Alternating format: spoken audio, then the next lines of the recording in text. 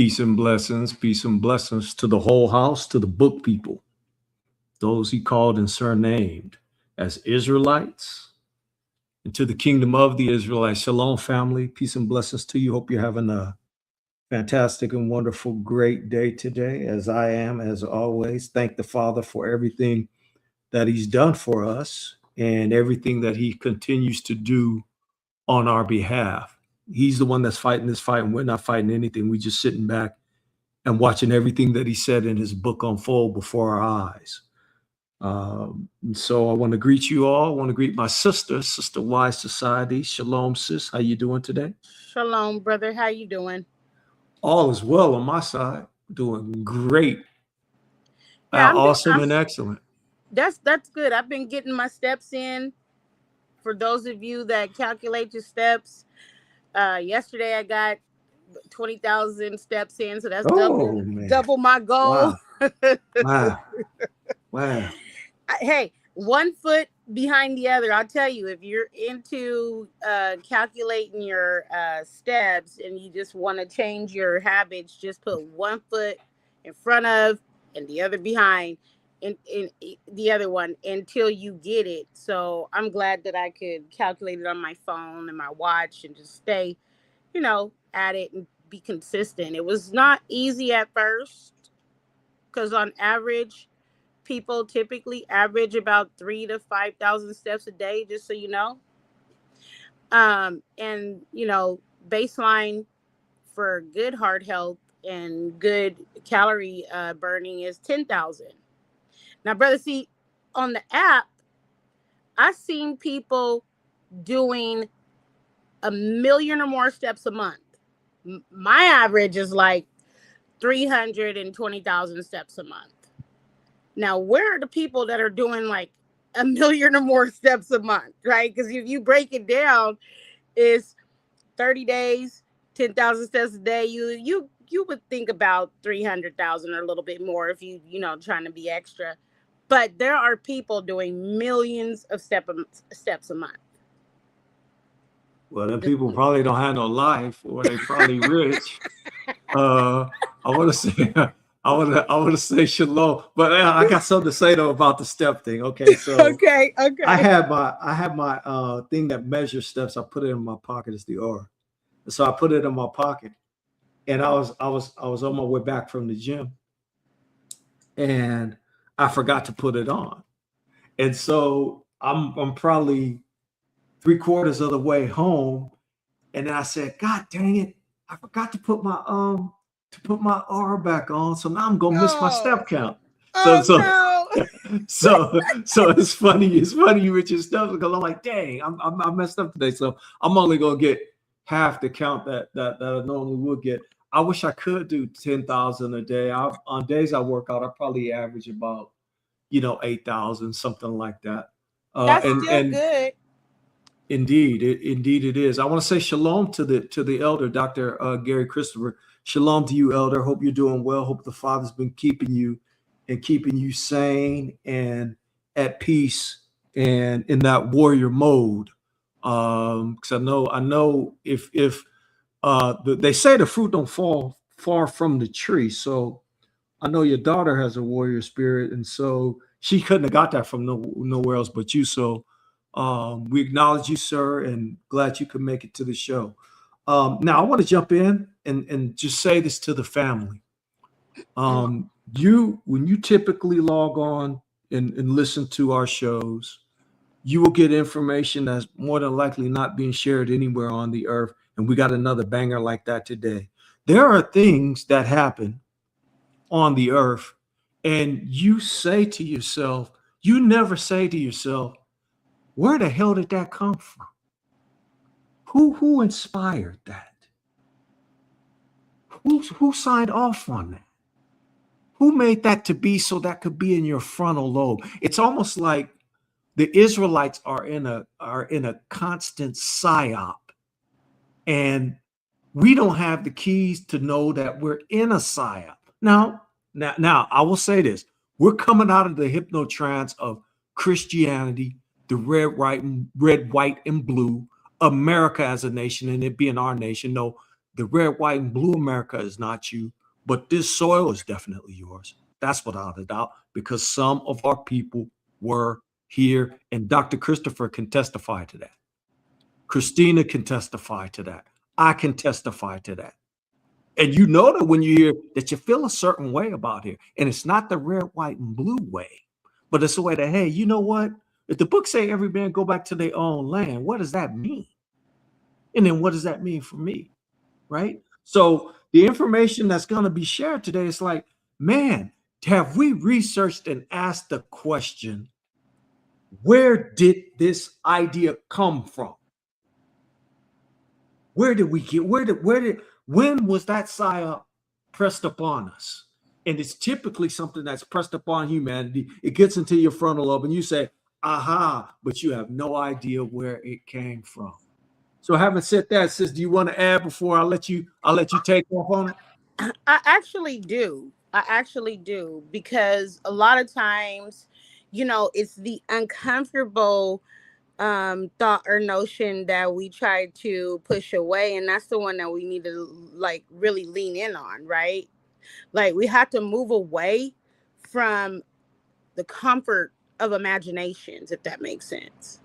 Yes. The fantasy type of thinking, right? Cast down imaginations, right? And every single thought that exalts itself from the knowledge, it's getting in the way of the knowledge. Remember, my people perish for a lack of knowledge. That you need to live. Hamashiach being the truth, the way, the life, right? And a lot of times we hear that, and you know what, Brother C, we're going to take it right back to stained glass. We imagine a vain thing. We imagine something that we were taught by Christendom. Vacation Bible School, right? I'm going to say it.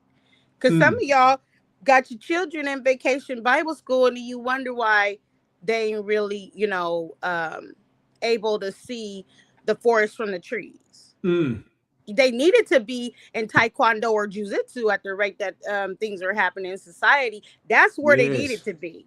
Yes, I need to have my ass in there too. Wait a minute, brother. I need to have my ass in there too. Listen, point blank, I'm not lying. You think that I'm walking 10,000 plus steps a day? Look, you like the gingerbread man. Run as fast as you can. You can't catch me.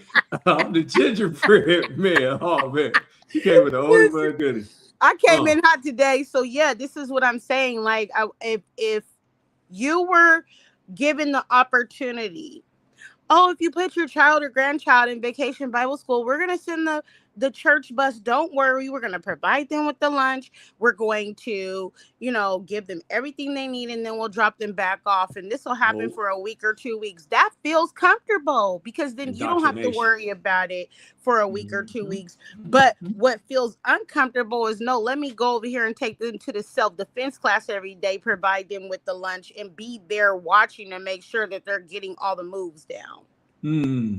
Right? Yes, cast down imaginations. How are they going to protect themselves with Vacation Bible School?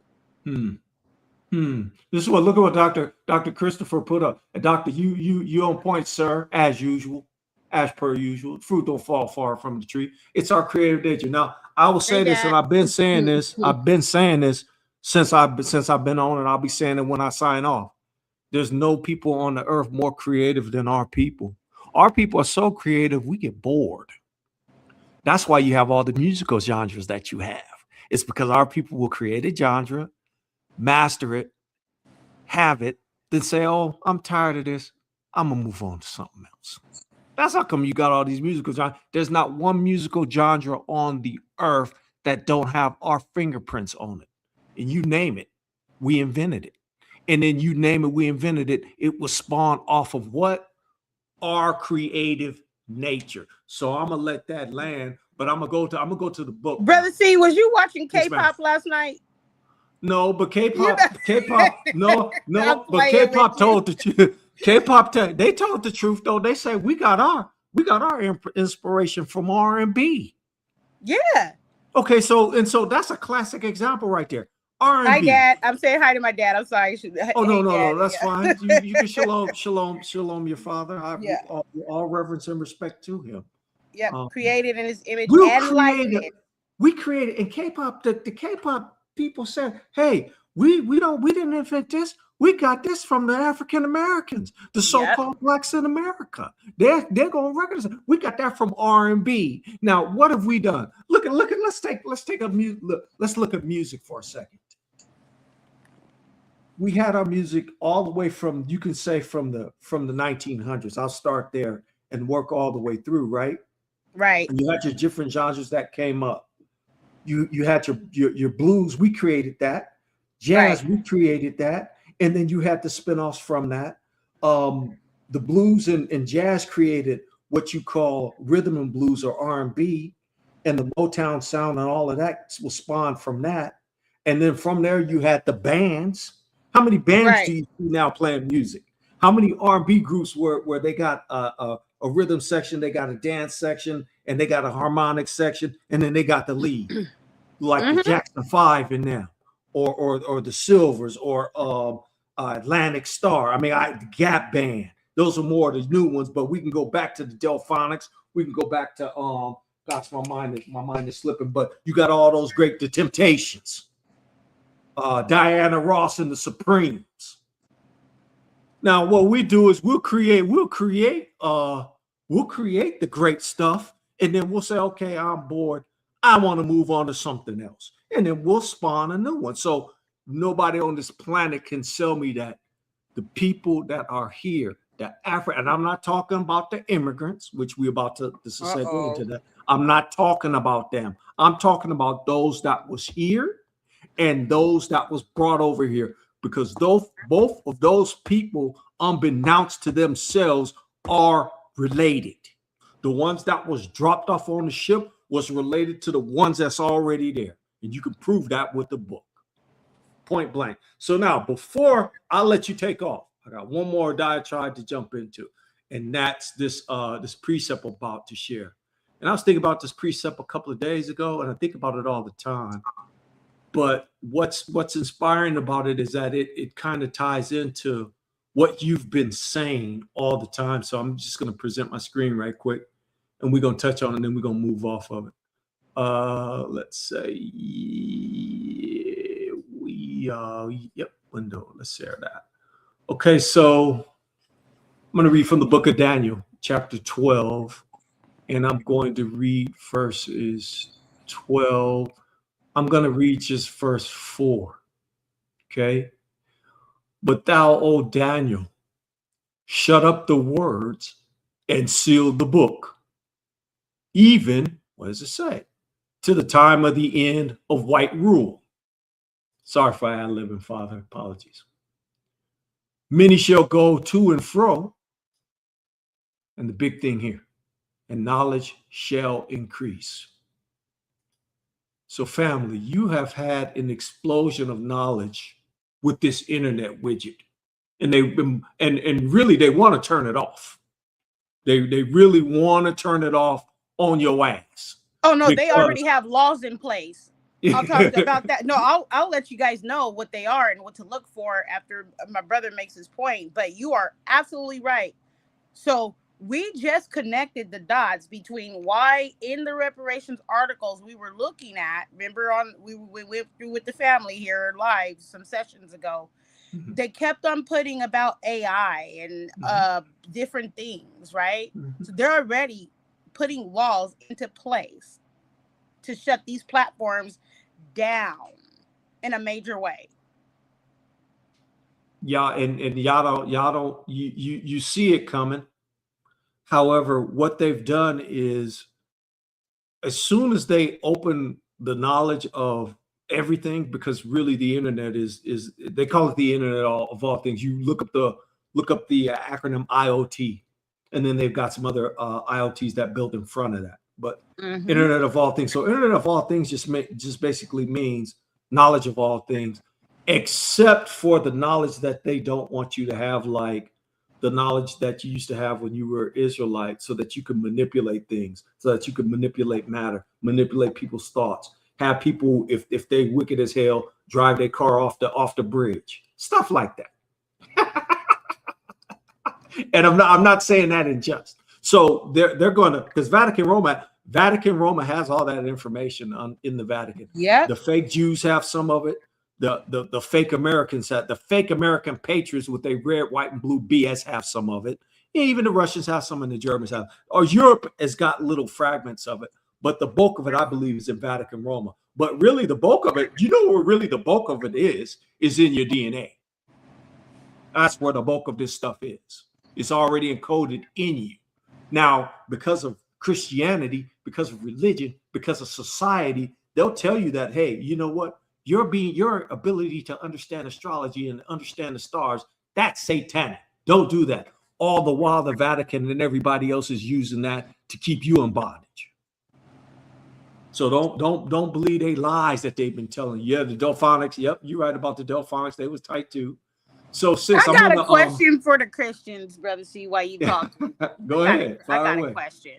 Fire away. I want to know, and it's a simple question, right? I mean, we talking about knowledge increasing.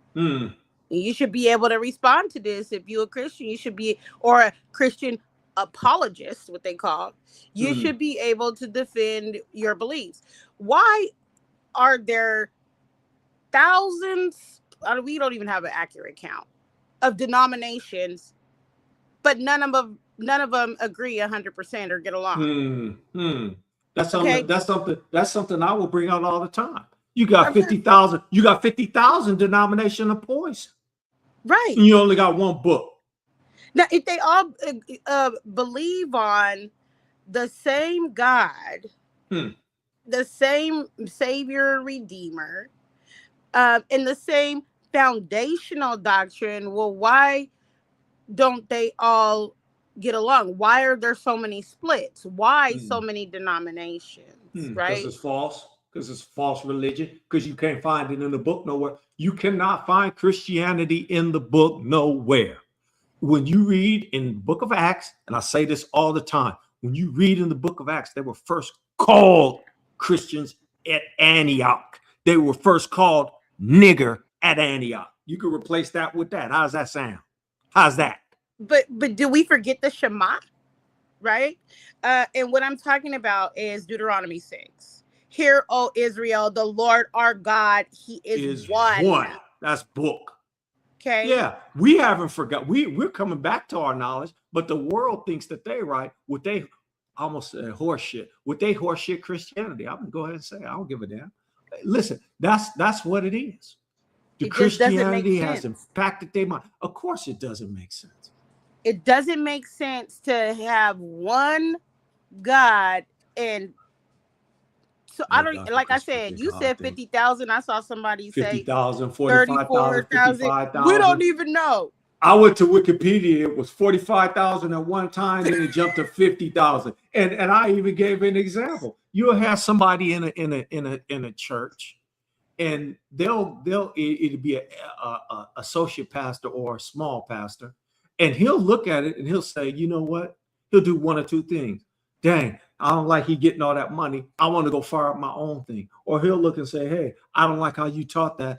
I want to go do my own thing. Or he'll just say, look, hey, you know what? I'm being smothered here. I'm going to go fire up my own thing. And then you know what happens? He goes up and fire up a whole new denomination that ain't got to do with the book whatsoever. Because if you're a Christian, 9, 10 times out of 10, you're not keeping LSC because Christianity has told you LSC is done away with. So how is you going to be aligned with the Father if you're not doing his will? I mean, if you think about it, the Seventh-day Adventists are vegans. They don't agree about meat, right? You have the evangelicals, which is the white evangelicals become a political body or army. So they're American nationalists first and Christians second.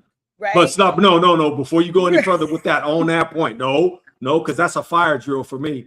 And that doesn't include you, Negro Christian, because they know and believe that you have a different God than their God. The God that conquered the snakes and conquered the rest of the world is not the same God of the Israelites, and they know that.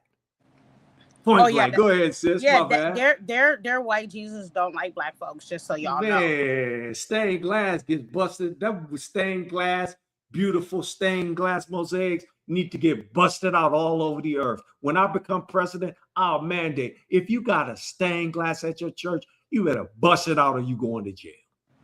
So that's why I put a definition in the chat, and I want people to understand that this is not something I made up, right?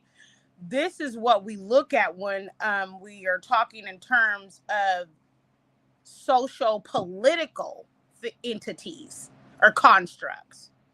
Then Christianity becomes Christendom. And you have to start thinking who stands to benefit the most from creating an entity or structure worldwide, such as Christendom, and who is losing, right? And when I talk about power, you have to ask the question, for whose benefit is that power had? At whose expense, right? Ask those questions, right? And so who is Christendom benefiting? And they have maintained the narrative, obviously, without even continuing to use the slave Bible, that we're still at the bottom of that totem pole of whatever mercy and grace that they believe that they're receiving from their God. So why does this worldwide construct of religious, cultural, and political influence continue to maintain?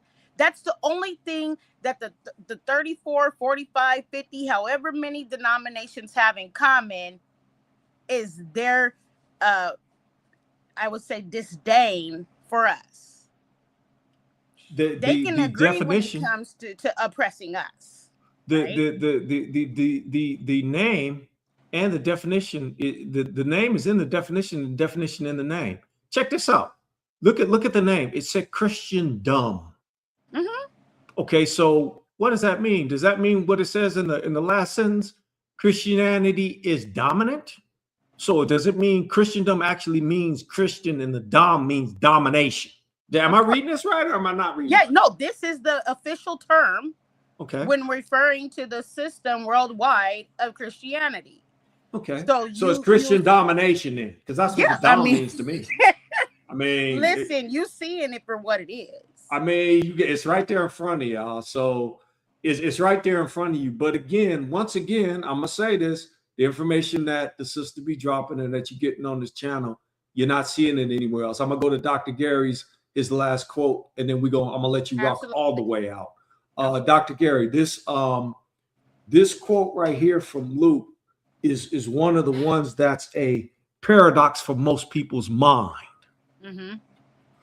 And reason why I say that is because everybody thinks that the kingdom is they looking over here for the kingdom. They looking at Bangladesh. They looking at India. They looking under a rock in the United Snakes. They looking on top of a mountain in Shangri-La, which I do want to go to Shangri-La, but that's a different conversation.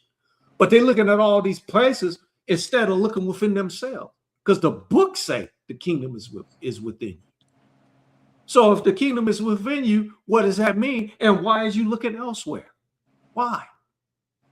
Point blank. So sis, I'm gonna get off. Nah, brother, see, you can't. We're not letting you go to Shangri-La because you gonna drop too much intellectual property. So when you start talking, I go to Shangri-La and said, Dr. Gary and Sister C said, don't say nothing. Don't say a word. Observe. Be a conscientious observer, not a conscientious objector. He's just here to observe. Right. You know I mean? Don't say a word.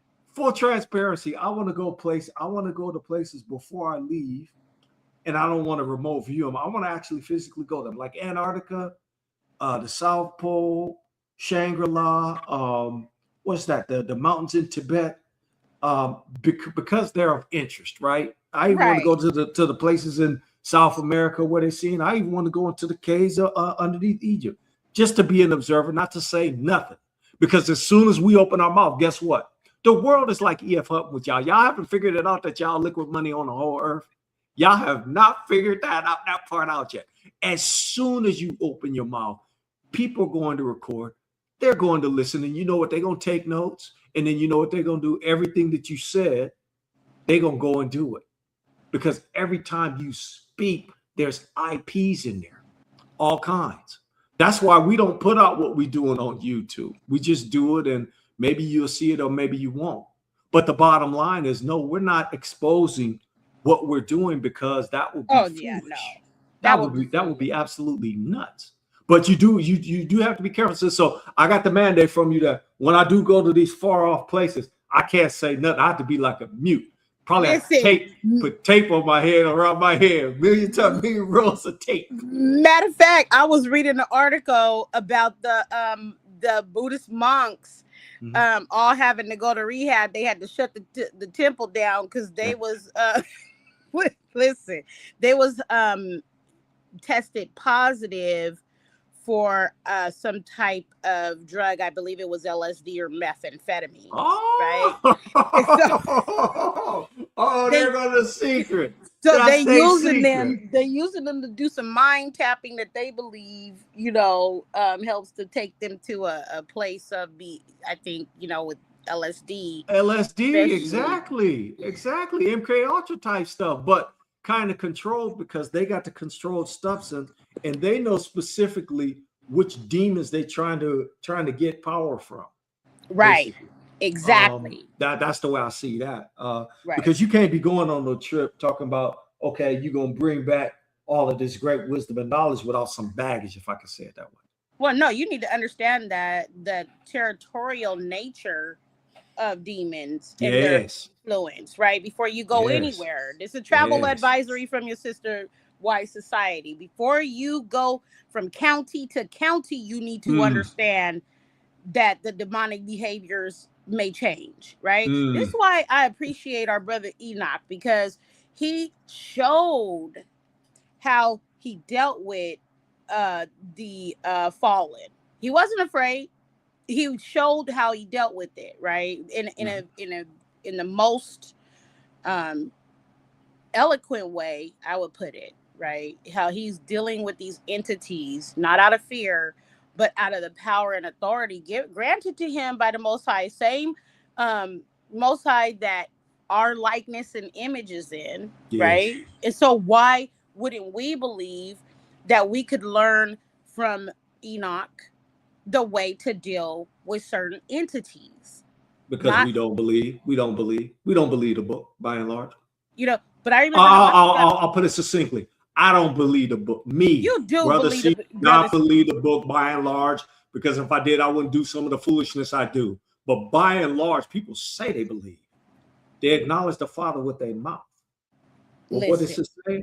The what is far from them? From him? You could say, hey, I believe their heart is far from him.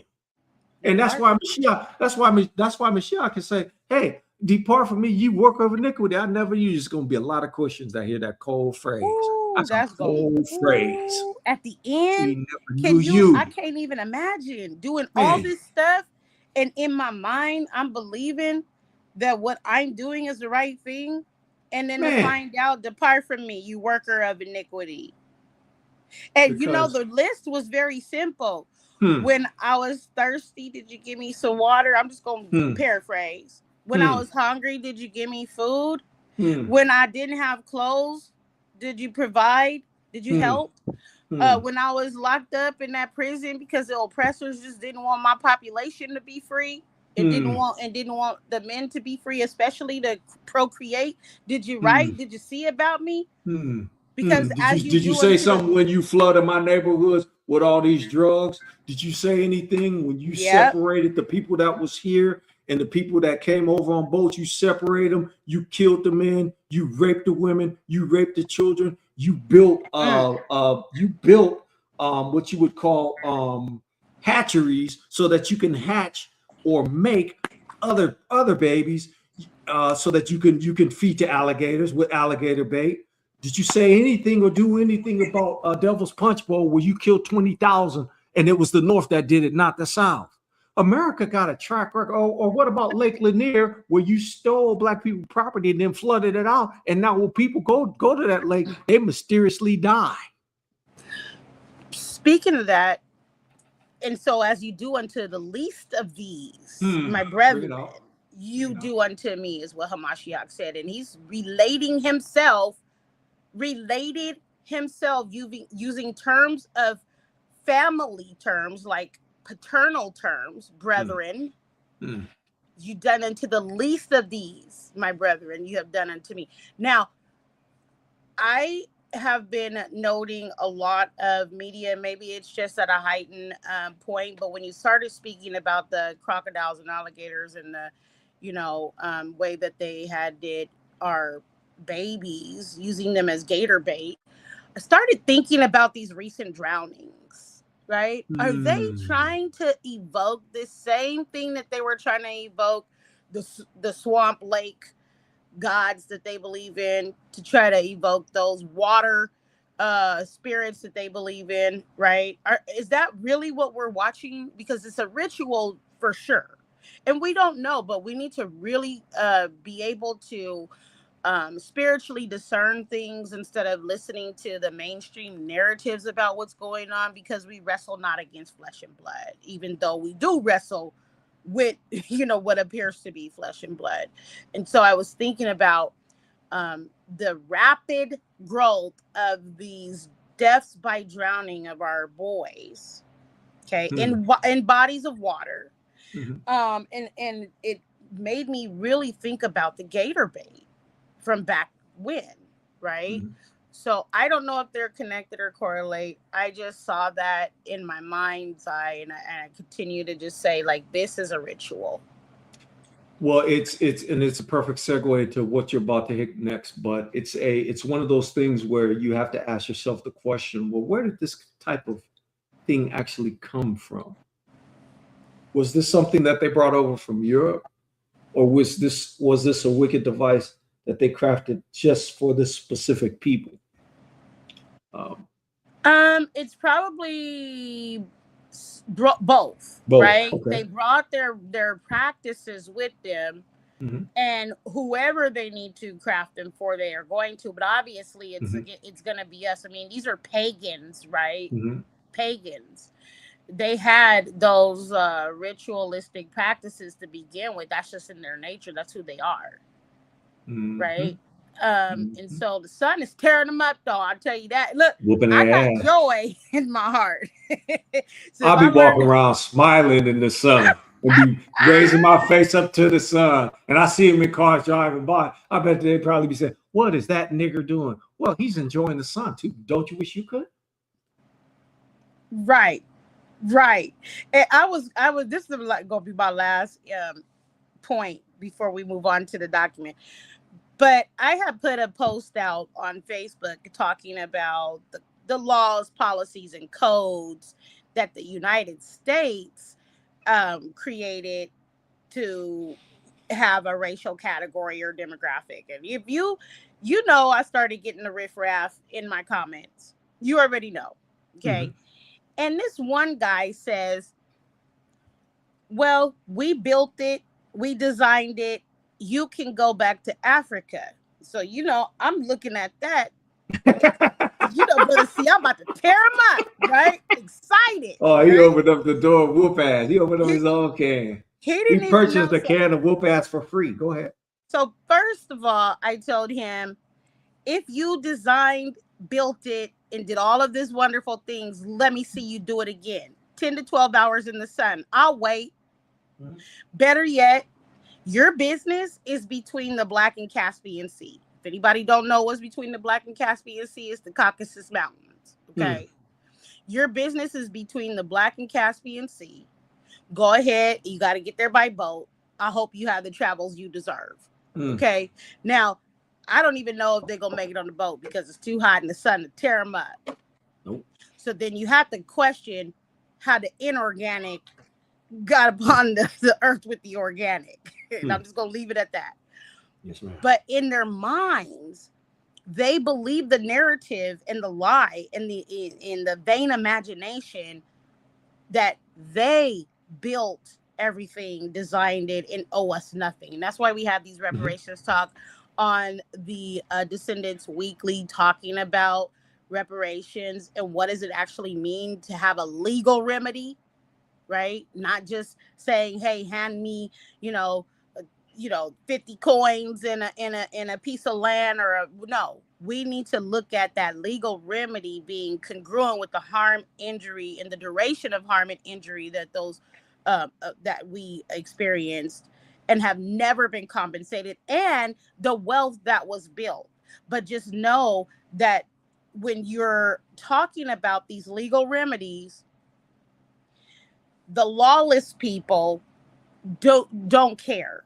Okay, so I want you guys to center yourself around that when you are bringing out the very thing that is a tool or instrument for to set things right and in order and to make it just. Don't expect the lawless people to care. Just don't. Put your statements out. If that's what you want to do, leave it there. Don't argue with them, because it's like arguing with a fool. And so he tried to go back and forth. I didn't say another word because he feels some kind of way about the truth, and that's not my problem. There's no way that they can have this narrative of building America, designing and crafting America, if they can't even labor in the sun for a whole day. Make it make sense. Okay? I want to know, how is it physically possible? And once we get past the physiology of it all, I want to know if it's intellectually possible, if you're constantly robbing, stealing, and I'll say that, the intellectual property of others. Where are the designs? Show me. And who did you get them from? And so they can't answer those hard questions. They'll become upset instead of facing the truth and the reality. Some will accept the truth, but not all. And so I just wanted to, we talked about last time how you dealt with the commenter in your chat feed. And I want you guys to be wise as serpents and harmless as doves when you are responding to these entities. Don't let them consume your energy. And we'll leave it at that. That's important. And hopefully the family takes heed to that and listens to that. That's very wise counsel. So we're going to jump into this document, sis. And Yep. I'm going to let you take off on this, if you don't mind. Let me quit jiggling wires on myself. It's all good. Window. Yeah, that's it right there. I got the right share. Let me know if you can see my screen. Fam, put a one up if you can see the screen right quick.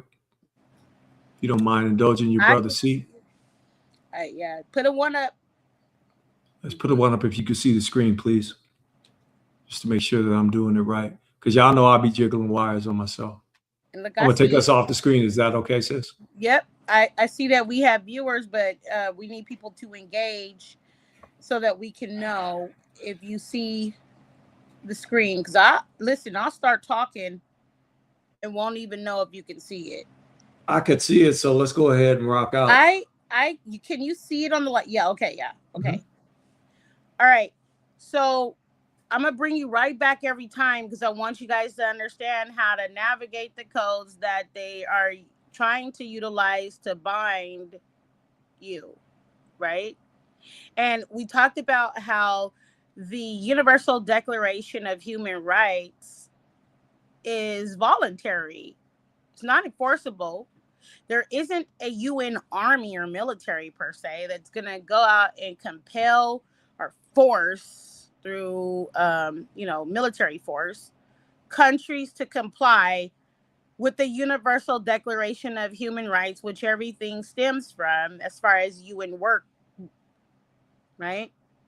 They have the Declaration of Human Rights, like the U.S. Constitution, but the U.S. Constitution is even more legally enforceable than the UN Declaration of Human Rights. So while we know that we're born free and should die free, that's a natural or fundamental human right, right?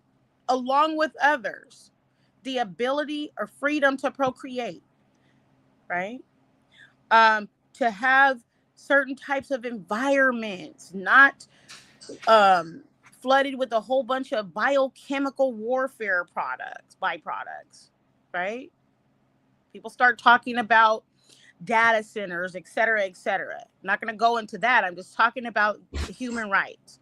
So I want you to be knowing that when you hear people saying they violated my human rights, they violated my rights, you have to then begin to say, well, how does the state or the violator see that? Because in the country of the state's mind, they didn't violate anything. Why? Because it's voluntary on the code. So they see what's codified, right? We see the human side or the human cost of things as we experience life. But the rulers are basing things off of what is enforceable, what's in the code, what can they be held liable for, right? And they're going to push that to the boundary, and including torturing people. Okay, that's supposed to be against the Universal Declaration of Human Rights. But we know that governments torture people consistently, whether that be psychological torture, physical torture, CIA torture, if you're thinking about the US, destruction of the documents and evidence if they did that.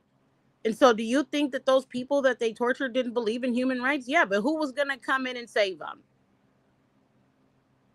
The United States, along with every other country that is a party to the UN, has to volunteer to accept and agree the human rights declarations, treaties, acts, etc. And you can tell by the ones that have and haven't on certain treaties where their belief system is, where their moral compass is. And so that's why I bring up this United Nations website, because I want you to know where these documents are housed. For one, it's something that people are not showing you. They like talking about stuff without data and facts. We have to be fact-finding individuals. Okay. Right here, you can see this is the United Nations Digital Library. I've spent a lot of time in the digital library of the United Nations, just reading through treaties, articles, documents, resolutions. All right. This one in particular was a document that is now being called a scenario. We know how that works. At the time, it was a document that was taken seriously. Now it's being called a scenario. Okay. And it's on replacement migration. Is it a solution to declining and aging populations? Now, I know you guys hear about replacement theory, replacement, migration or replacement populations because people are dying or aging or not having children, and the population, certain populations are dying off. This is what is talked about. But this also being developed in 2000 shows you how long this is being talked about. You see the year at the bottom. This is a document from the year 2000. It's not a new subject. But as time goes on, the paranoia, the fear drives in. If you were facing extinction, I'm just going to call it that, genetic annihilation, and all of the data points to that in these studies that they continue to reproduce about, dying populations, aging populations beyond the replacement rate. You hear those terms all the time. What would your behavior look like? Okay. If this was constantly in your face and you see it happening, low fertility rates. Okay. So in 2000, you have this quote unquote scenario.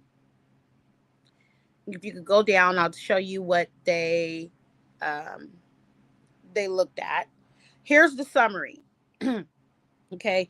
The United Nations projections indicate that over the next 50 years, so if you think about that, that was 2000, and now we're in 2026. So we're over the halfway point of the 50-year projection.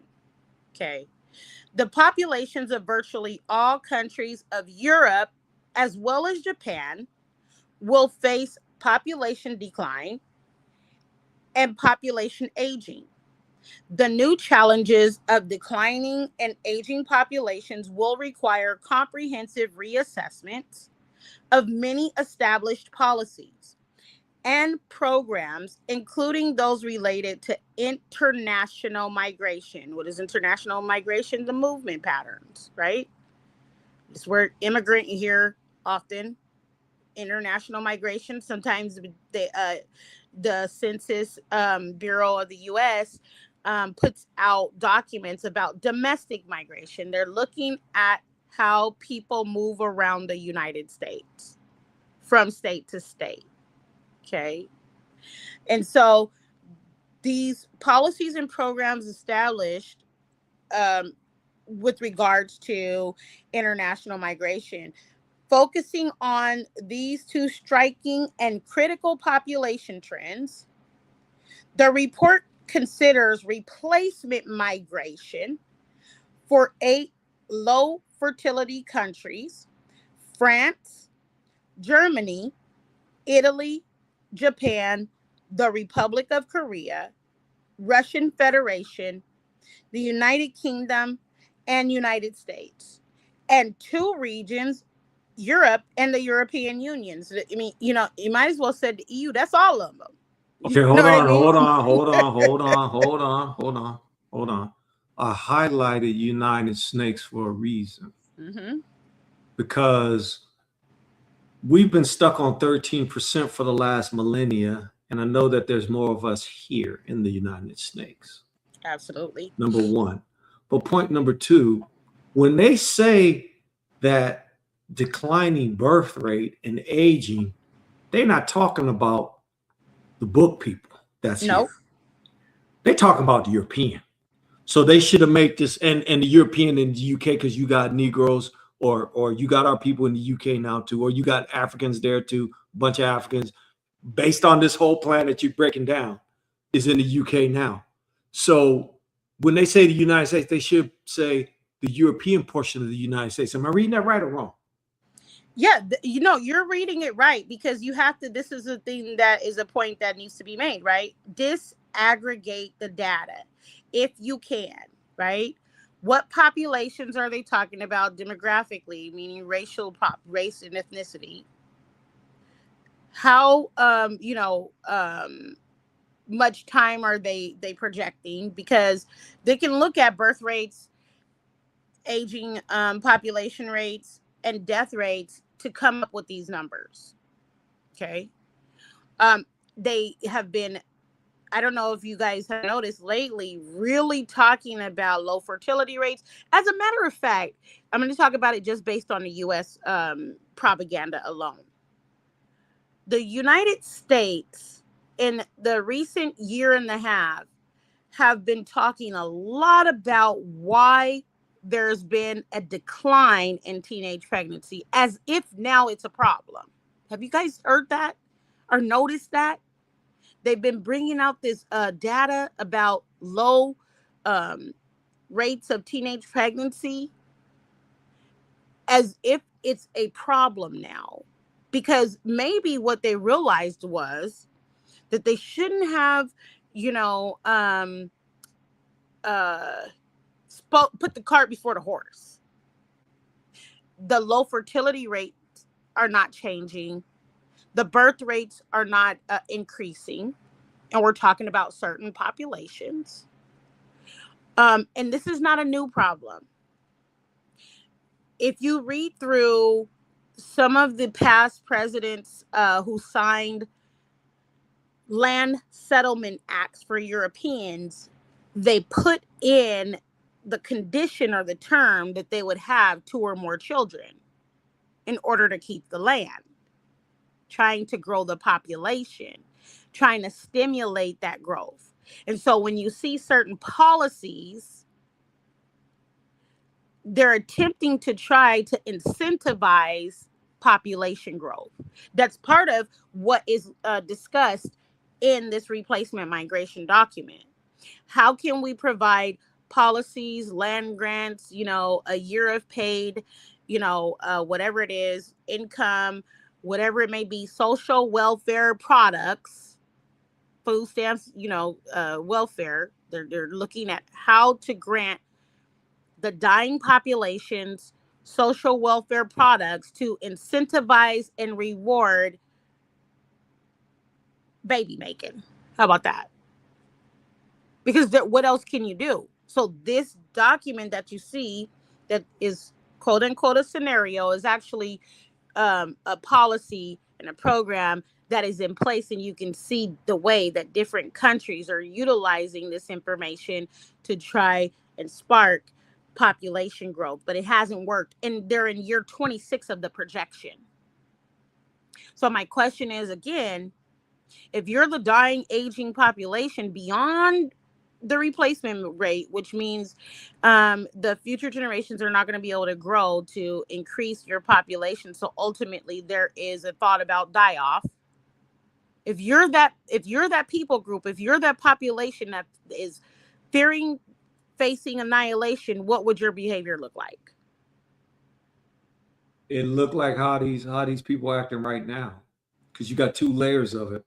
You got the layer of their Christendom, which is Christendom, and then you got the layer of them enacting laws because they've known this. Now, it seems like they like to play tricks even on their own people. Of course, because they'll come with this, but then people will take it as a psyop, and then they'll run the game. Oh, you can't replace us. You can't replace us. Well, the Negro ain't trying to replace you. The Negro just want to get what's rightfully his, not no goddamn equality. The Negro want what's rightfully his. There's a big difference. And while you're talking about what's rightfully ours, let's talk about how this replacement migration also plays another role.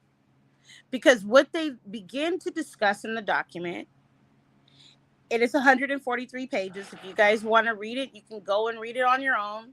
You can download it, or it's down at the bottom. You can read it online on this digital library. They start to begin to then say, well, how many immigrants do we need to bring into our country to offset population decline, shrinking workforces, and low fertility rates? I want you to think about that again. How then do we incentivize and reward immigration to our country to offset the number of population decline, shrinking workforces, and low fertility rates? Because a shrinking workforce is a definite sign of a collapse of a nation. If you don't have the labor and the production from it, you're going to lose your economic standing. Well, we also look at it as GDP, right? And so what they started to talk about, well, let's look at some of the populations in other countries that haven't declined, right? Did you think they're going to look to the Americas for that? Where would you guess that they would look to find non-shrinking populations, Brother C? They would look to what is known as Akibu land would be one place. They would probably look to India. Precisely. And then maybe even China. They look where you have growing populations, and I believe the youngest had the explosion of population growth, which is why they're fomenting wars there now, is Africa.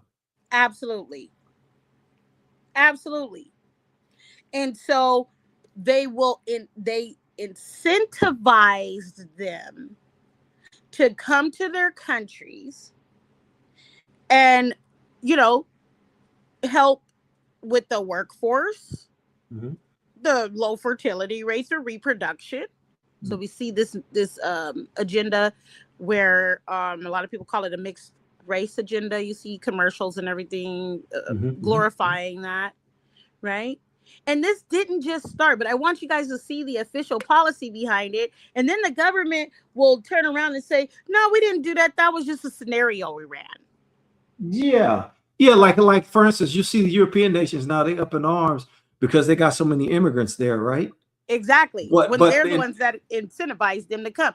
Offered them 10 times what they would ever offer you as a native Black American, Black American here, born here, from here, ancestors here for however many years.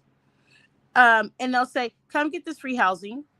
Come and get these social welfare programs. We're also going to put you in a top position. You know, if you are academically a student, make sure you have an education. We're going to pay for everything. And then we're going to add on that extra however much allotment annually, because we have to do this for a declining population. Yeah, but that's a PSYOP against their own people that are there. And then their own people that are there are wondering, well, why did you let these immigrants in the first place? Now we understand why. But another question I have on top of that is, do these immigrants, are they going to have to fight or be looking to fight in these future wars that Europe is about to get themselves into with Russia? Yeah, because, I mean, if you are incentivized by the government to do a thing, you can also then rely on the government to invoke you to do a thing, right? You know what I mean? Yeah. It's a double, triple PSYOP now. Listen, they own you at that point, okay? Yeah. So we brought you over here and you ain't doing what we wanted you to do. Right.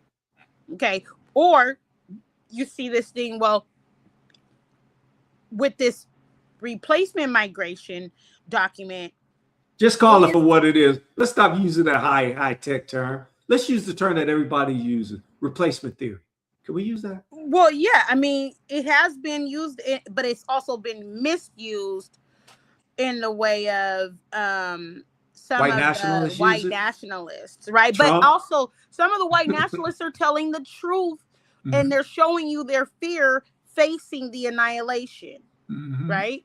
Facing what they believe as extinction, what they call the great replacement theory, right? So now all of a sudden, because of the fear of the annihilation and extinction and the facts and the data being revealed here way back in 2000, and I bet you ain't nobody bringing this to show you what it is. They're not showing you that they were talking about this for a while now and what they did to try to offset it by bringing immigrants in. They're going to show you that immigrants just came over and they're taking up everything. Yeah, but how did the government incentivize, reward, and contribute to that, right? Because they thought that they weren't going to be able to, that they were all dying off, which is probably true too. So yeah, we're going to call it what it is, definitely. But I want people to know that this is the driving factor of that fear. You guys should download this document. It's 177 pages. It's a medium to extended size read. I'll say 177 pages. Some of us are used to Little Red Hen. And what's the book you brought up? The Gingerbread Man. Don't be reading Dr. Seuss. Do you read Dr. Seuss? My favorite book is The Little Red Hen. The Little Red Hen is the most powerful book on the planet. I don't care what nobody say. In some cases, it's even more powerful than line upon line, precept on precept, because it's based on line upon line, precept on precept. So what it is too, you can put this in a online text to speech reader, right? And let it read it to you. When you look at laws, policies, and codes, you are gonna see the writing is small. It is small. It's not gonna be large. You can make it bigger, but your eyes may grow tired because there is a lot of small. But you look at right here, you'll see how the chapters are broken down. Potential. I want to go back, Brother C. Potential support ratio. Look at that on the tables, right? The tables. Okay, you see those tables? I mean, they're telling you what it is. By country or region. Okay. Total population by country or region. Net number of migrants by scenario and country or region. Now, do you put scenarios out that you don't plan on illustrating, or at some point? I don't even know how to say that, Brother C. They plan on not even being there by 2050. And they say that, what was the number that they had that they put out there? They said that blacks wasn't going to have no money. And I'm talking about blacks here in the United States. Was going to have zero wealth. It's either, I'm going to quote two numbers because I forget. Please forgive me. It was either 2030 or by 2050, blacks would have zero wealth. in the United States. That's a lie from the pit of hell. You craft that scenario, and then you better ask your AI. Better ask your AI the truth, because you crafting us what you call a scenario for our people. It's not gonna work. Go ahead. It backfired on them if they said by 2050 or 2036, because look at what started happening. Okay. Yep. Now, if you can keep scrolling down, and I'm sure some of those tables or charts will be there. But as you can see, you can tell by the countries listed, the people groups involved. Now, what if you see the Russian Federation on here? Okay. Then you start to think about its current relationships and its position about, I would say, Black peoples. Probably not the ones that, are us and they're inside of Russia, but maybe Africa, its relationship with Africa. Mm-hmm. Now, do you see why? Yeah, you begin to see why they've established these geopolitical relationships. Hold on, though, and it makes sense, because so when I see them wanting to do migration out, typically what I would think of is, so you want to migrate out so you can weaken within and make within weak, so that you can constantly control within, right? So case in point, if you weaken Yemen and have people migrating from Yemen, for example, because Yemen, I think, is self-contained now, and they lobbing ballistic missiles at whoever they want to lob them at. They're mini Iran, but I digress. So if you're looking at the Russian Federation, this is a little bit curious also. Is this related to why they released the icons? Well, it's related to a lot of the behavior, that you see right now, right? Mm-hmm. The wars and rumors of wars, right? Mm-hmm. Mm-hmm. Yes. And they're not saying that the reason that we're gonna attack, steal, kill, destroy is because we've already projected this so many ways, and we're still facing annihilation. Did they ask AI though? Did they ask AI before they did this, or they already had? They probably did, but you know who used to talk about this all the time? Who used to talk about this all the time? If anybody wants to really think about the person that talked about this the most and was before her time was Frances Cress Welsing. Mm-hmm. Okay. Yep. Mm-hmm. And people probably thought she was, out of her mind. But that's usually what they think about pioneers, because we're ahead of our time and people don't want to really heed to what we're saying because they don't see the vision the same way. She said that their biggest fear is genetic annihilation. Mm-hmm. And this is why you see the behaviors. Mm-hmm. And this is she write the ice papers, right? Is that out the ice papers? Yeah. Mm-hmm. Okay. All right. Mm-hmm. So I want to go down and see if we can look at maybe a chart or two, and then I want to go look at you. Do you know what I can highlight first? I'm always concerned about what's going on in the snakes. The snakes. Oh, you grow the vipers. The snakes are so wicked, and they think they're so morally correct and so morally the right. Meanwhile, they're getting their ass whooped over there in Iran. Meanwhile, definitely. Let's look at it. And you see, they got it now. They probably did use AI. That's right. And now they want to get rid of it, right? Yeah. Well, getting rid of technology is too late now. But I tell you what, though, they don't want people that look like me and you using technology, because technology is it decentralizes a lot of thought and a lot of the way that they used to do things, right? And it takes the control mechanisms out of their hand, so to speak. Because if you don't need them, if you don't need to go to them to ask a question, right? Because a lot of your technology comes from really just asking a bunch of questions, right?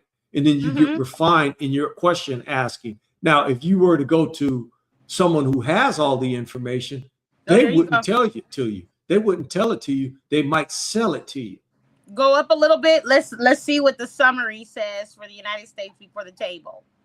All right, let's see here. And they're going to tell you what each scenario is, right? So the total fertility rate in the United States dropped from 3.45 births per woman in 1950 to 1955 to 2 in the 70s through 75. Hold on a second now. Who is they talking about? They can't be talking about the book, people, because my dad by himself had 23 children. Listen, I ain't gonna They bust my can't be daddy talking out. I'll about let him us. put how many kids he Well, got. in the chat. I'm not talking about you, Mr. Dr. Christopher. I didn't mention your name. I said my No, father. My daddy. no. I'm sorry, not my father. My dad has 7 children, beautiful children, and we're glad. So, like, we had big families, right? Yes. Yes. I have 4 children and 7 grandchildren, and I'm never gonna, ashamed to say I'm 48 years old, right? And I look around, and when I see this kind of data, I'm thinking the same thing as you, brother. See, like, who is you talking about, man? And then okay, so this is the thing that makes me angry, but it doesn't now because I've gotten a little bit older. But it's an irritant, right? It's like a fly or a gnat. We've been stuck on 13% for how many decades now?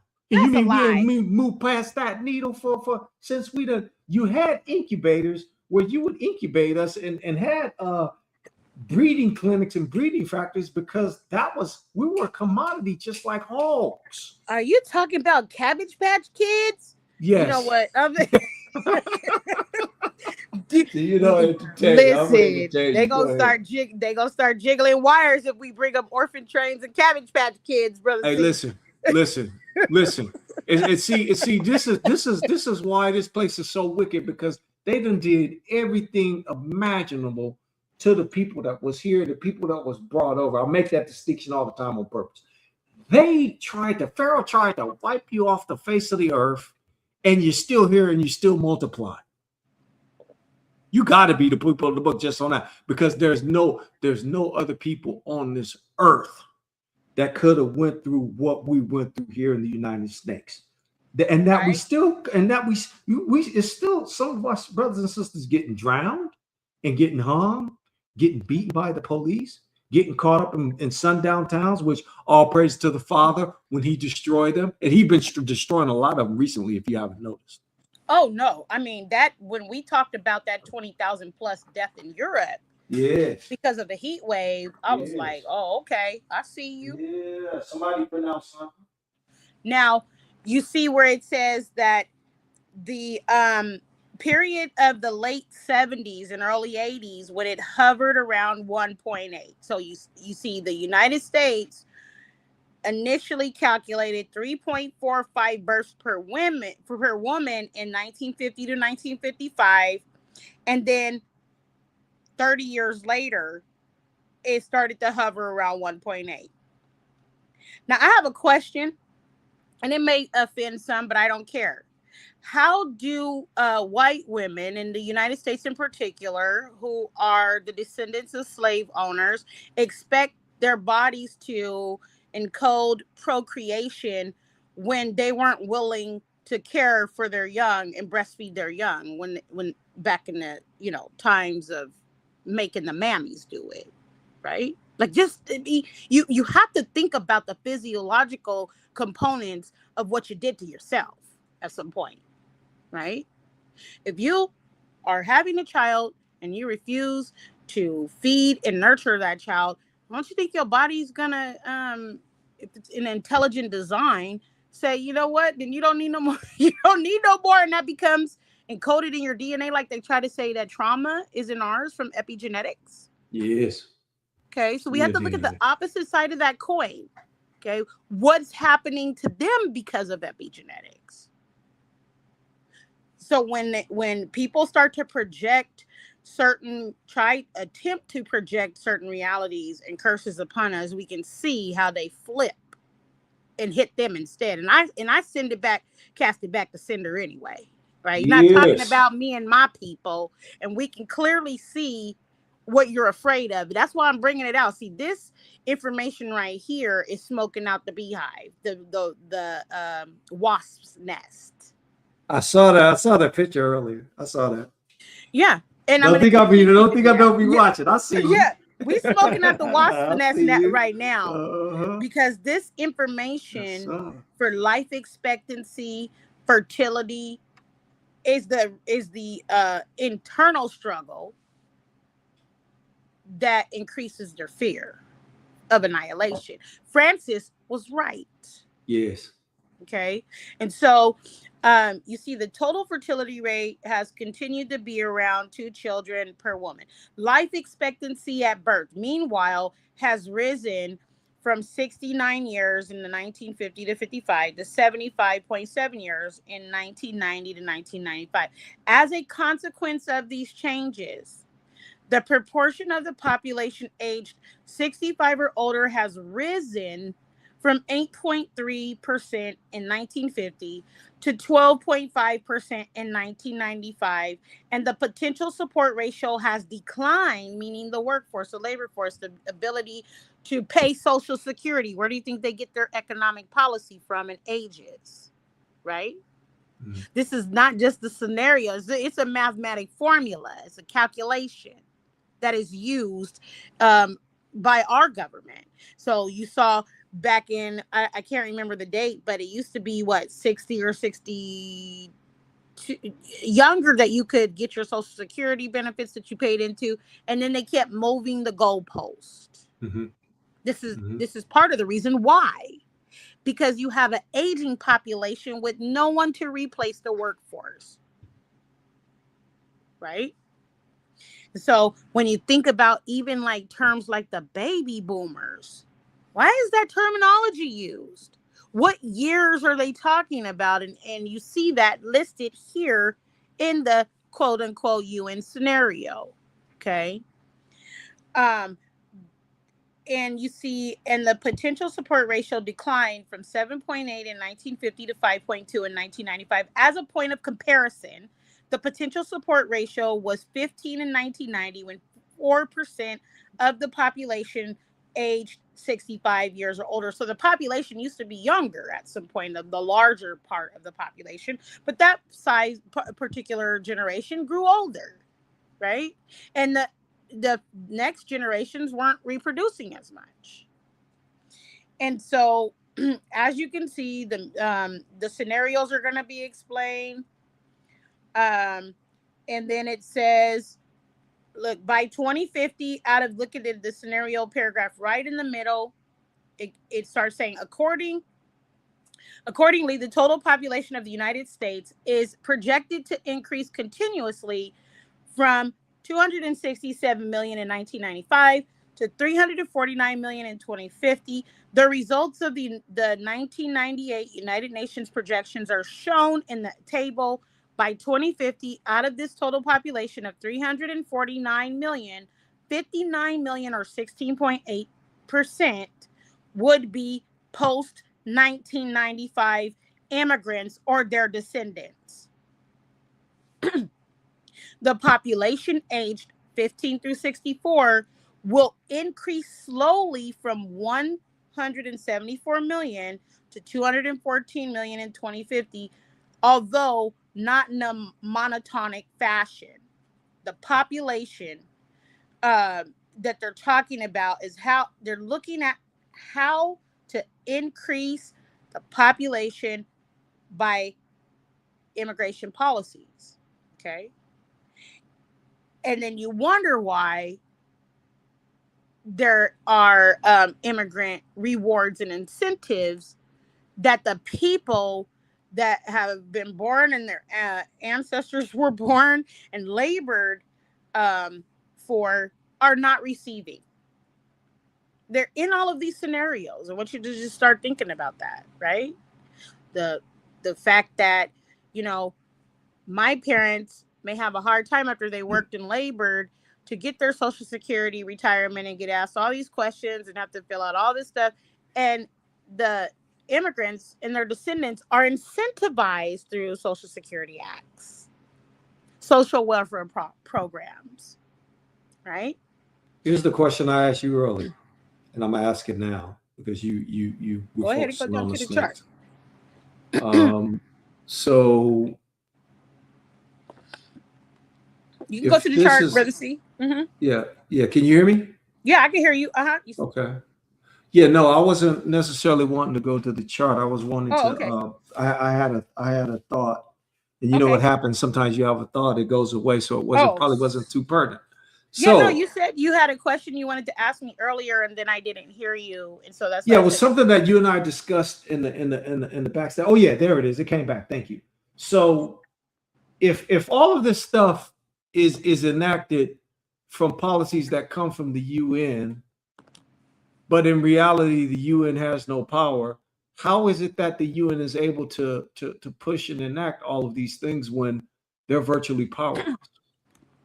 Well, if a country, I mean, opts in through a treaty or an act and agrees with the UN that this is the thing that they're going to mutually agree upon, right? It's like when the Watcher said, let us mutually agree to do this thing, right? That's what they've done. They have mutually agreed, come to the Why is that drafting so table. funny to you every time we discuss that? No, I'm not Because going to I air just, you out. My because bad. I'm not going to air you out. That's an inside joke. We done put that out there on YouTube. Keep going, sis. I'm glad I made you laugh. Keep going. I'm laughing because it compares me so much to the conversation of the Watchers, the fallen ones, right? It's funny to me too, because I think of it as like the Watchers were sitting in perfection and fell out of heaven over women that were comely and beautiful. And who were those women? Right. So that's why you laugh, because them sisters was bad. And mind you, hey, disclaimer: there's beautiful women in every race on the globe, but the sisters hit different. I'm sorry. Keep going, sis. Hey, we made the Watchers fall out of heaven. Man, made them. Watchers got smitten with y'all. And see, where have you heard this at on the YouTube?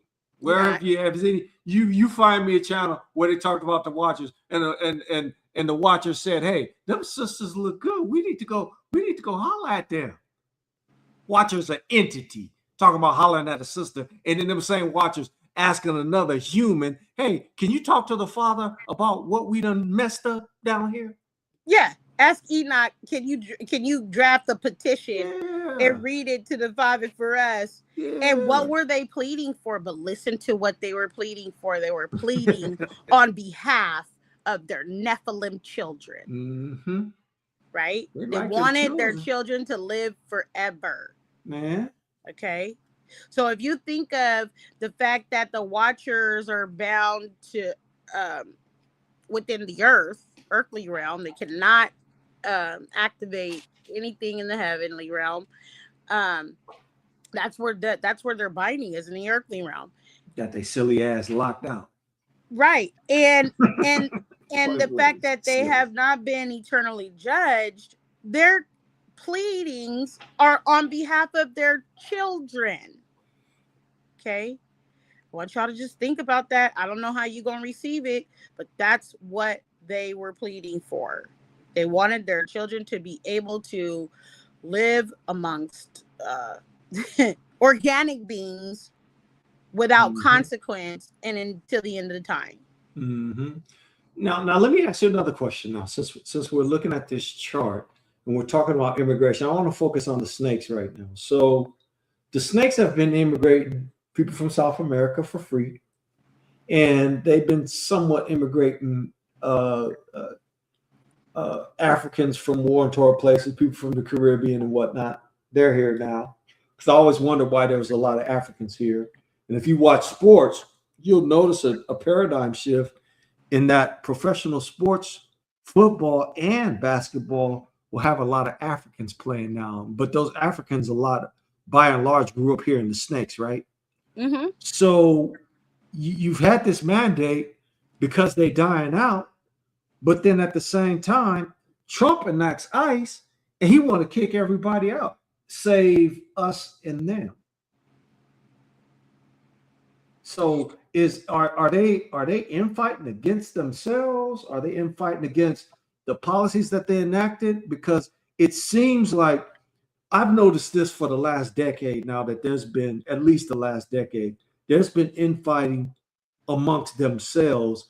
And now it start playing out through the Republican Democrat thing, and you start to see that happen. But then it start playing out even further, where you got MAGA on MAGA crime, right? So there's fractures going on and ruptures and fissures exploding all over the map when it comes to these particular warlike people, because the Father calls them warlike. So I'm wondering, what is really going on here? Because they were supposed to be following these mandates to keep the population up, but now they want to kick everybody hell out. I'll let you expound. So if you look at what did the United States set off, okay, so when the United States, under the Trump administration started their closing the borders, what I'll call closing the windows and the doors, right? Like, we're going to close the windows and the doors. What was the reaction of other countries? Other countries said, well, fine, we're going to kick your people out. Okay. We're going to do the same thing. It was like, you could tell that there was a violation of an unspoken agreement. And so, you know what, U.S., no problem. Come get your Black Americans that, try to have a Pan-Africanist agenda from up out of here. As a matter of fact, I believe that they're still having a fight in Ghana over some of the Africans that had went there for, I think, protection from another part of Africa. You start seeing Mexico say, okay, not a problem, we'll take our people back, but you know what? You better get your people. Okay. Everybody started closing their windows and doors. So you could see the terms of the scenario, a breach in the scenario, what caused that. It was a domino effect. Now, I believe that, because the world is a stage, some of these things are done to excite a certain population that believes that they're powerful. It's almost like theater to me. I call it that. Like, we're watching the Greek Colosseum, because they know that their populations are beyond their replacement rate, and they needed those migrant populations to coexist so that they could exist. I need to interrupt you. Because when I'm on people chat, I call it theater. I call it kabuki theater, because that's exactly what it is. A bunch of horseshit. And so this document in particular points to Nigeria when we're talking about, those other populations that they researched and ran in the scenario. And that they mentioned that Nigerian migrants are disproportionately important within the highly educated Black immigrant population used to demonstrate, different things, especially because their birth rates from Nigeria and Ghana have not decreased, they've increased. Okay. And so I want you to think about how they have propped those people groups and those places up in a way and in different countries. So when you see this FBA argument, it's not off. I'm just pointing you to the data that helps you strengthen your argument against it, because they prop them up in ways that then they begin to look down upon the Aboriginal or Native Blacks of that land, the ones that were actually scattered, and have been there waiting for justice. And it's not serving justice when you see them doing this. It's on purpose. It's devices. It's on purpose. Okay, it's on purpose. So I hope I answered your question, Brother C. Yeah, you did, and you tied in the FBA hook on what FBA is going through currently when you talk about the diaspora wars and the delineation, because somebody sent out a memo to the book people that are here, and it said to close ranks and to start shutting everybody down and to start looking to yourselves and building to yourselves, and stop praying for this nation. Pray for yourselves. Stop forgiving this nation. Forgive yourself.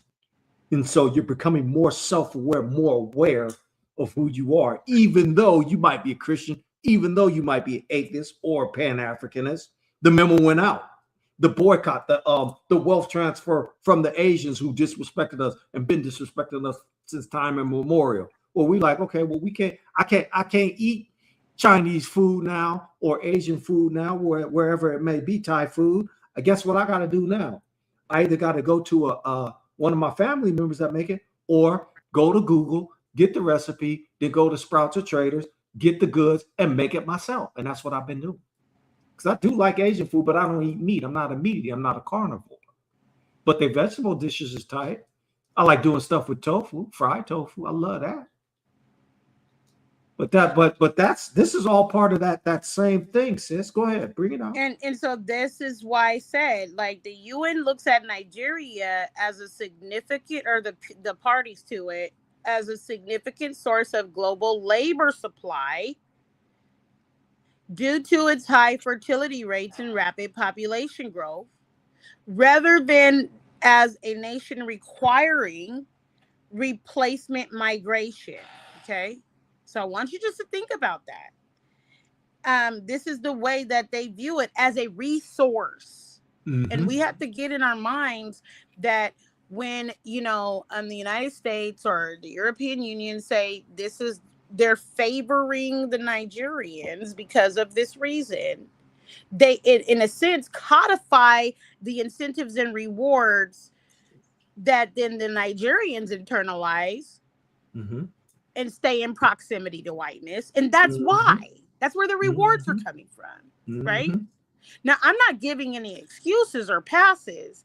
I'm just letting you, like I said, this is a tool in your toolkit, per se, sharpen your sword, so that when you're talking about the way that, FBA have been robbed of the resources that they're due, and how they place non-FBA populations in our face to kind of mock.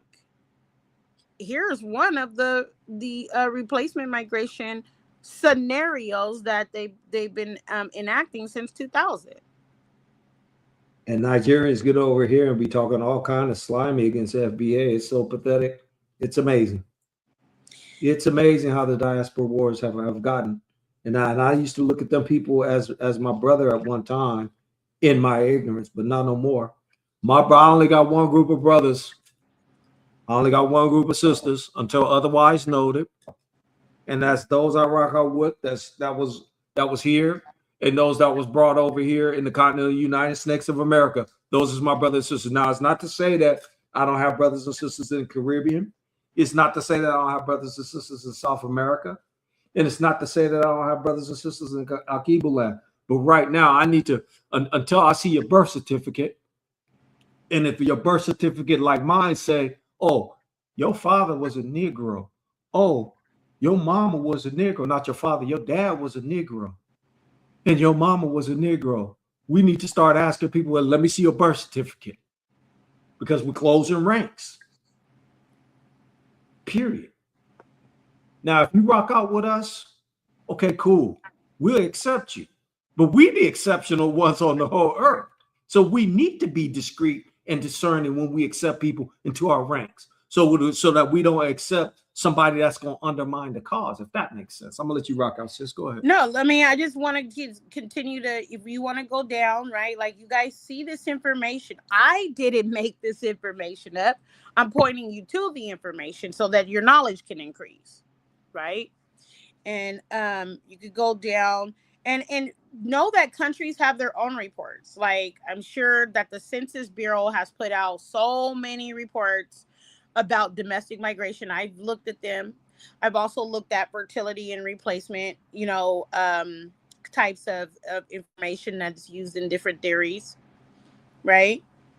So know that when they're speaking on this subject, they are truly fearful about the lack of replacement and being beyond the replacement rate at this point. We're 26 years after this scenario was ran, okay? And the numbers aren't getting any better. Go ahead, Brother C. Oh, you wanted to say something about this part? No, I was just scrolling down so that the family could see. We can get off of this and go back to the time. Well, I want to go all the way down to see if there's a signature page on this one. I know on some of the ones that were not in English, I saw a signature page. I'm going to go back and look at this. I like looking at down and whatnot in charts. Listen, it be, look, you could run it through AI and ask for. Don't tell them what. Don't tell them that. Hey, stop. Don't tell. They go, Okay. you gonna get us banned. You You trying to don't get get. us locked out. He said, and then you know what's gonna happen now. You trying to load this in AI. AI gonna say, hey, we can't do it Yeah, they because gonna you act like they Negroes. couldn't read. They couldn't read that day. AI act like you can't read. Listen, it'll do that. Now you said to go to the bottom. Yeah. This Are is the we at the bottom of bottom? it. Okay, Yep. yeah, this one doesn't have the signature page that I've seen on other ones. But yeah, Mhm. it's definitely a very telling document, projections, years, and all of the people involved. So they have mutually agreed to do this thing and Mhm. now want to step it back, right? Yes, yes, And I and the think that reason, step back comes from the fear of being taken completely over. Like, I mean, well, yeah. there's a political component to that though, and that's what Hmm. we're seeing right now. The outcropping of that is the political side. On the one hand, if you bring migration in, they'll overrun you, so you got to get them back out. And in my mind, I'm thinking they're trying to get it back out so that we can go to the ultimate battle where it's really us against them. Because at some point we are going to have to fight. I don't care what nobody said. There is And going to be a fight here on this land, and absolutely. somebody going to get swept off. And so there's a, like, okay, so you know how, like, there's a reparations, we've been talking about the reparations um resolution, and Mhm. then the steps, right, the framework. So this is how the UN operates. So Perfect segue. there was this Perfect segue. UN replacement migration document, and then subsequently a separate academic international labor organization papers discussing how West Africa, localized pattern of replacement migration that's documented in a real world scenario where, they turn to the Nigeria example, as highly skilled Nigerians immigrate to Europe or North America. Migrants from neighboring West African countries move into Nigeria to fill those vacant roles, right? So they have ran this scenario all the way. And then when you Mhm. see, like, right now, there's this battle between, I can't remember the name of the group, but it is the battle to kick them out after they have come in as migrants from another part of Africa. Um, they're fighting, literally. Mhm. I can't remember. I don't know if you've seen that. I've seen it, but I can't. I really truly have seen it, but I can't pull the two names. I don't know if it's Ghana and Nigeria. Yeah, there's a battle right now over that. Yeah. So Hmm. I will remember when it's relevant, but I wanted to show Okay. you guys that so you know how to find those documents, and we'll continue to go through different documents just so you have awareness of them. You understand where the problem started, this government policy, and then blaming it on the people, Yep. and the mentalities of the people that they incentivize and rewarded, right? And so I want you to realize that when they do that, know that this government, the US in particular, let's talk about the US government in particular, they have studied torture tactics. And I know this is going to make sense in a minute, more than any other government I have seen. Okay. Torture tactics in particular. And one particular torture tactic that they have perfected is control by deprivation. Okay. And if you've never heard of control by deprivation, I want you to look it up. Now, they'll say the CIA mastered it by depriving spies, or those who they believed were spies, of sleep to get information of them. Mm-mm. But that's not Mm-mm. even, Mm-mm. the half of it. Mm-mm. Mm-mm. Because with control by deprivation, it is the deliberate withholding of an individual's needs, desires, basic inputs, wants, such as affection, attention, autonomy, physical requirements like housing, clean water, medical, medical quality care. And it's done to manipulate, dominate, or force compliance from them. Now, how does it work? It only works when you allow populations or groups, we'll call it groups, around the controlled by domination to have their needs, wants, desires, basic inputs, autonomy, physical requirements met. I'm going to say that again. It only works to dominate the controlled group if they're watching other groups around them be able to access autonomy, to have their physical requirements met, their needs, to be able to receive attention. Think of media, right? People say, how come our stories don't make it?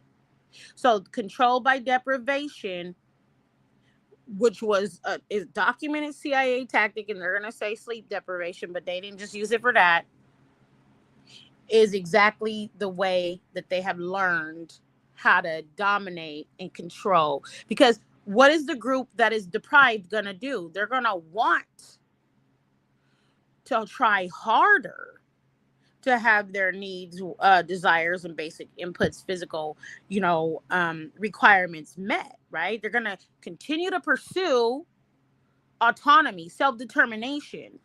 And so I think of it again as Pharaoh in this formula is the more that they oppress them, the more that they multiply and grow. That's a formula. If you don't believe in mathematics, then call it something else. If you don't believe in, chemistry, call it something else. But this is a recognizable method by the enemy. If we continue to deprive them, or if we continue to oppress them, and how does that deprivation, that oppression, benefit the controller?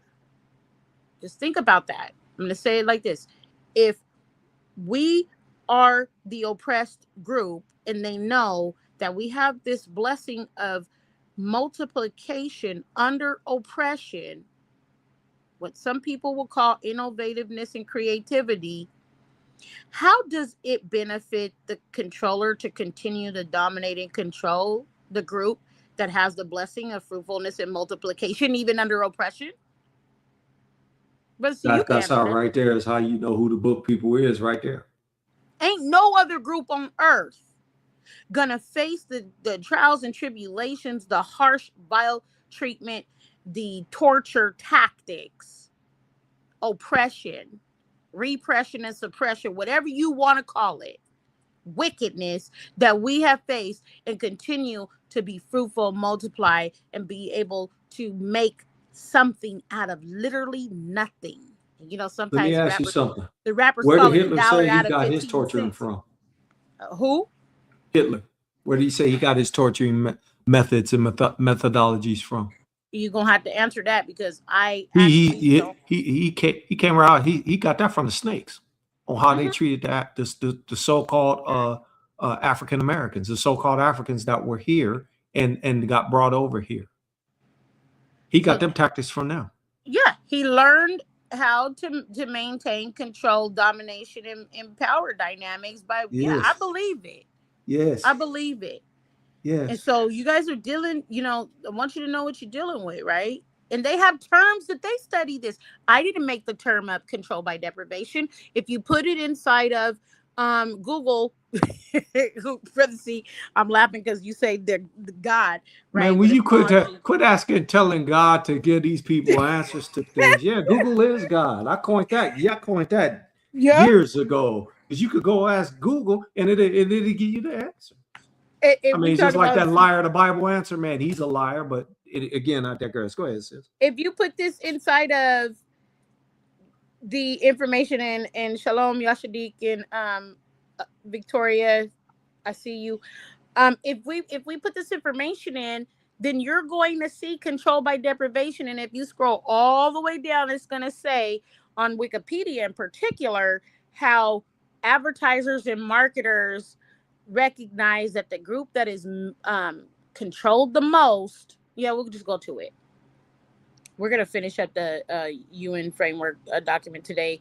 Anyway, so if you put in control by deprivation, is that what you're trying to do, Brother C? No, I'm not doing that. Give me a second. I need to step away for a second, okay? Okay, not a problem. I'm gonna come right back. Give me a I'm second. gonna continue to talk about this. So if you put in, and if you're able to do it, you can look at it right now.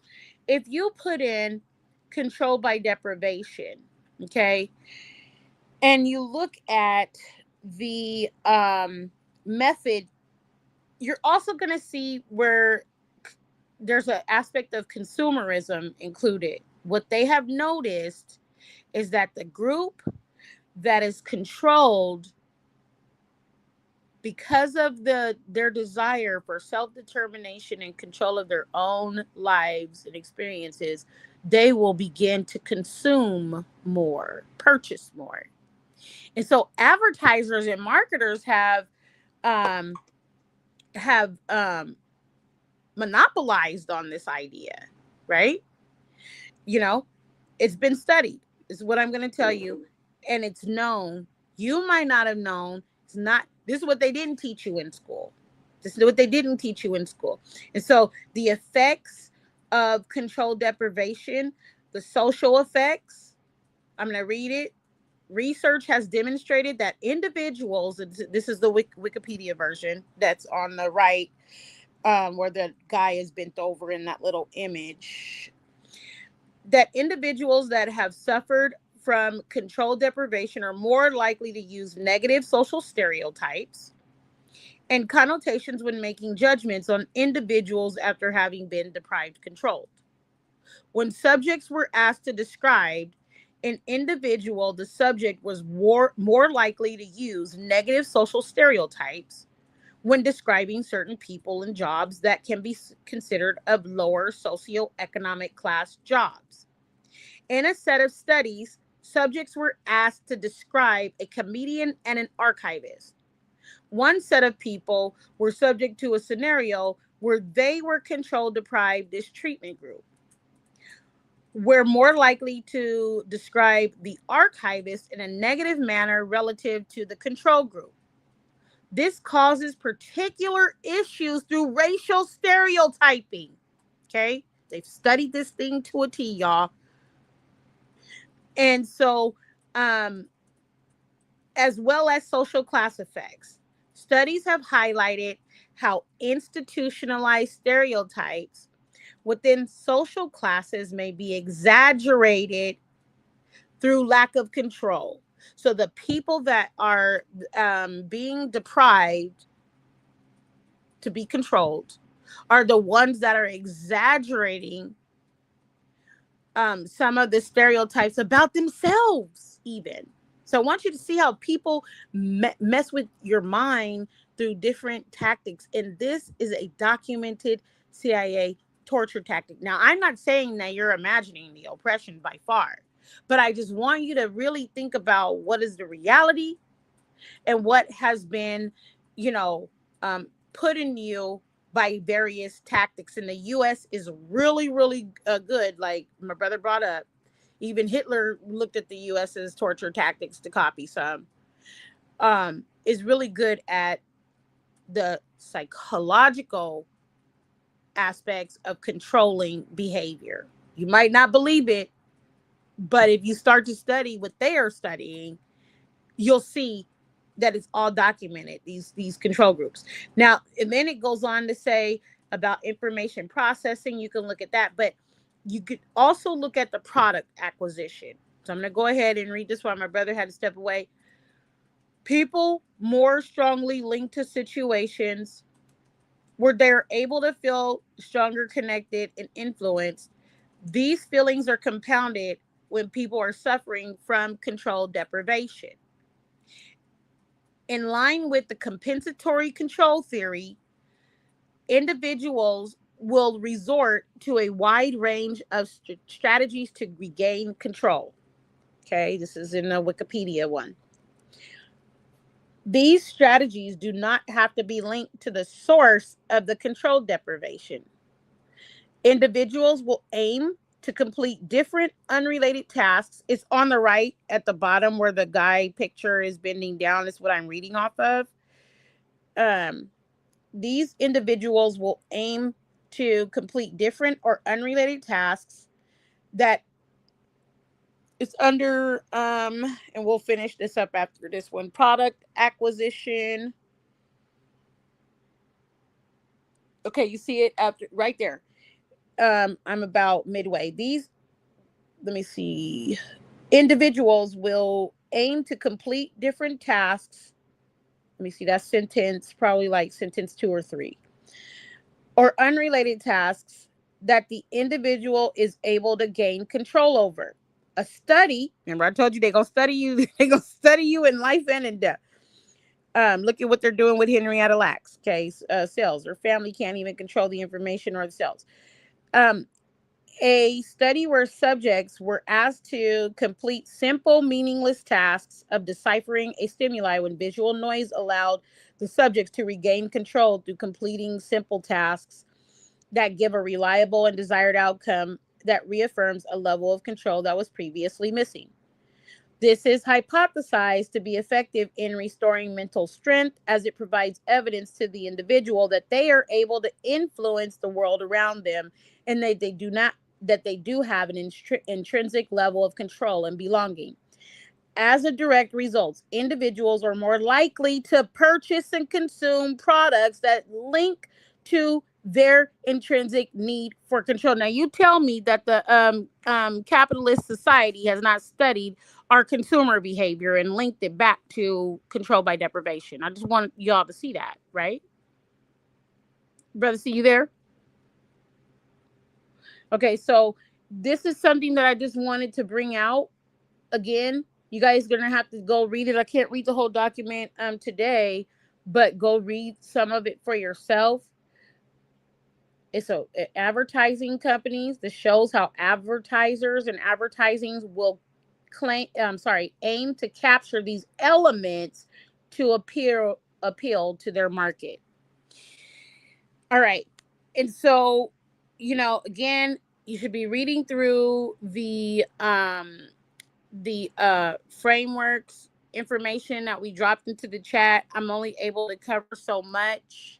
We left off on the framework for shared values and principles. I want you guys to go back and look at the previous videos with regards to reparations. Go to the boldauthority.com. You could just scroll down and they can show the people how much more they on that one. Yeah. So we left off, and we're going to end this because I've already went over time. And I got the bogus one up, by the way. I didn't even bring It's up the okay. right one. It's okay. People are going. I want to encourage you guys to review and read this on your own. I've shown you how to go through a document. This is why I bring documents up and discuss them as we go along. Right? Now I want you to go through the document and see what's being said, because they'll throw us into all kind of stuff without us even knowing. And there's some people that just go along to get along, but we're not them. Okay? That's why we're calling out the lies. Making the formal declaration that one way or another, you're going to let my people go. It don't matter if you like it or not. You ain't got to agree. Right? And putting our formal opposition in writing. To say you tried to maneuver another codified binding, but it's not going to work. Time's up.